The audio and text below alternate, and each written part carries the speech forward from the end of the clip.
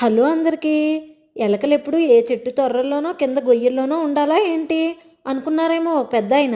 అనుకున్నదే తడువుగా ఎలకలకి ఎలాగైనా ఒక ఇల్లు కట్టించాలనే ఉదార హృదయంతో అనుకున్నది అనుకున్నట్టు అమలు చేసి ఒక మౌస్ హౌస్ అయితే కట్టించిచ్చేశారు. ఈ మౌస్ హౌస్ కట్టించినందుకు ఆ మౌసులన్నీ ఎంత గొప్ప హృదయం మాస్టారు మీది అని అనుకునే ఉంటాయి. ఇల్లు కట్టించడమే కాకుండా వాటికి ఆ ఇంట్లో సకల సౌకర్యాలతో ఏర్పాటు చేశారు.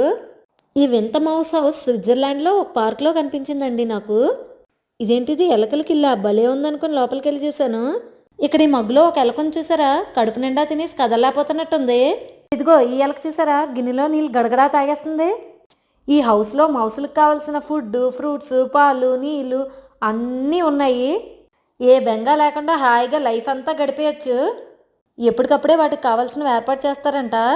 సరే మరి ఈ మౌస్ హౌస్ సరదాగా అనిపించిందా? అనిపిస్తే సబ్స్క్రైబ్ బటన్ నొక్కండి.